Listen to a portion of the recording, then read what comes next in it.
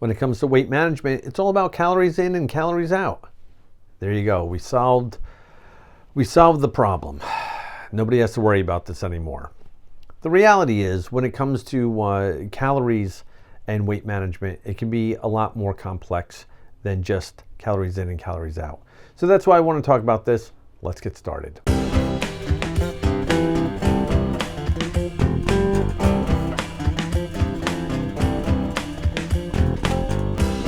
If it was as simple as calories in, calories out,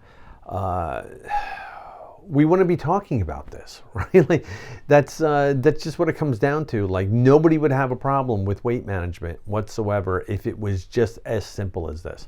Now, most of the time when people are counting calories, it's either because they're trying to gain weight or they're trying to lose weight. And I would say the majority of the time, it's all about trying to lose weight. Right? Some people are trying to bulk up if they're doing like bodybuilding, or they just need to gain some weight and everything. But most of the time, I'm going to say it's going to be people trying to lose weight. Now, the rule of thumb is you need to expend an additional 3,500 calories to lose a pound of weight. So that would be 500 calories per day to lose 1 pound of weight per week, which is very doable and also very healthy. All right, we never want to lose large amounts of like weight like super quick. That tends not to be healthy for our bodies. But to lose a pound a week, that's very reasonable.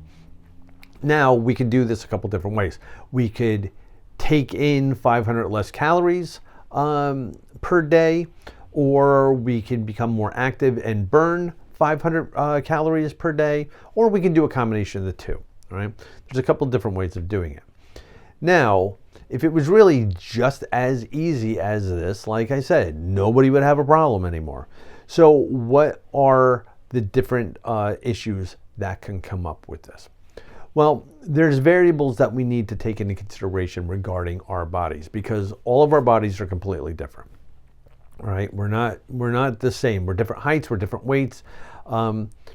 We have something known as our resting metabolic rate. This is how much energy our body burns while we're resting. All right, so while I'm sitting here recording this video, how much energy am I burning? While you're at work, while you're doing laundry, while you're watching TV, while you're sleeping, you're always burning energy, but you kind of need to know how much that is, right? You talk about people with high metabolisms or low metabolism. That's going to make a huge difference for you. And most of the time, people have no idea what that rate is, right? I have no idea what my resting metabolic rate is.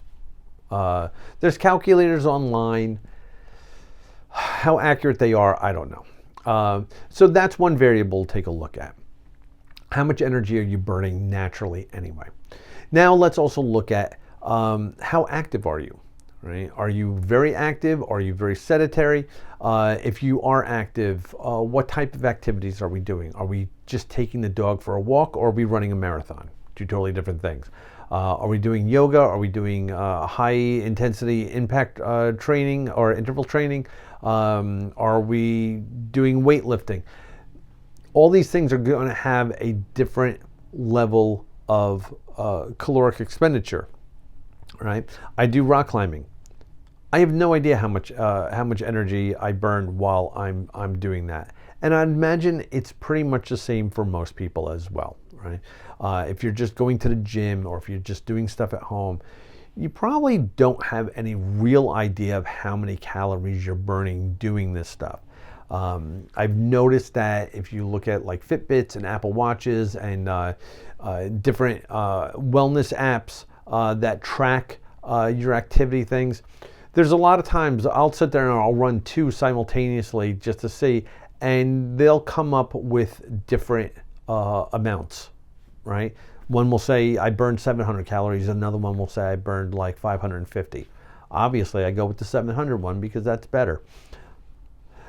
However, it doesn't really mean much, right? Like if nobody's really telling me exactly how many calories I burned, so that's a bit of a problem as well.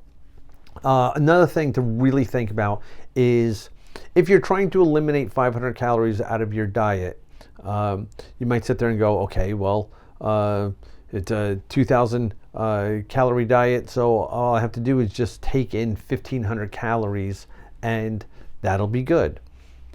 That's great.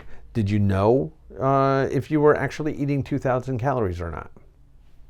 You might not have been, right? I've run into instances where people have had problems with this because of the fact that they don't really eat a high caloric diet to begin with. So there's not really a lot of room to cut things out, right? If you're eating very healthy to begin with and you're not eating like a lot of high, calorie foods, it's going to be hard to cut that down.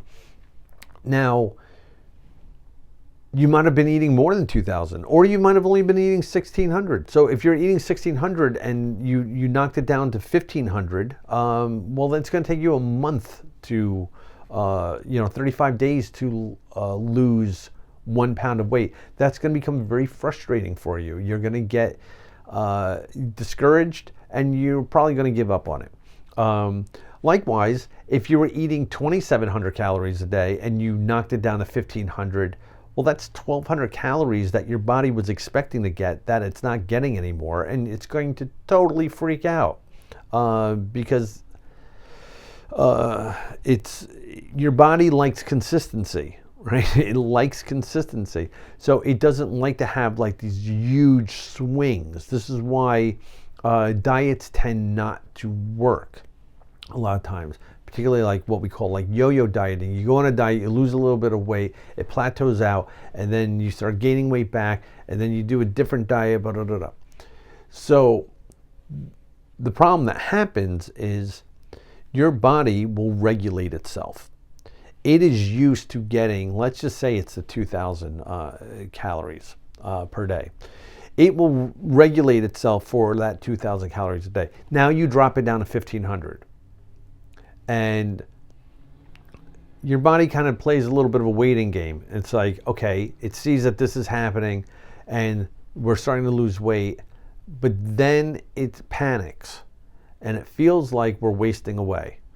So it adjusts how it handles food, how it handles the nutrients, how it deals with the calories and everything. And that's when you start hitting a plateau, is your body regulates itself. Think of an animal in hibernation, right? A bear walking around the woods looking for food and doing things is going to expend a lot more energy than it is while it's in hibernation, right?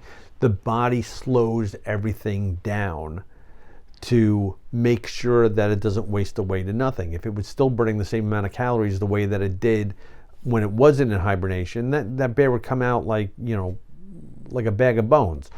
So this is what happens to our bodies too. There is a resting rate that, or like a target weight where your body starts going, wait, I don't think we're getting enough food. Let's slow everything down to make sure that we can just keep everything going. And this is where people run into problems, because you hit that point and that becomes a problem. So these are all things that you have to think about. These are all the different variables that revolve around that whole concept of calorie in, calorie out. Also, where are you getting your calories from? Are they healthy calories or are they unhealthy calories? I can do 2,000 calories in Reese's peanut butter cups very easily. It's not going to be the healthiest thing for me. So that's why whenever you're going on some sort of like diet or like a journey like this, there's a couple of things that I really think that you should do. First and foremost, start a food journal before you do anything. Do it for like a week or 2 weeks or so to understand what types of food you were eating, what the caloric intake was of those food. Give yourself a bench mark that you're looking at. All right. I would also recommend speaking with your general practitioner, speak with your doctor, because anytime that we're doing stuff and we're going to like really start either like exercising or changing up our diets and everything like that, we need to make sure that we're doing it right. We need to make sure that we're not doing something that is going to have some sort of negative health effect for us.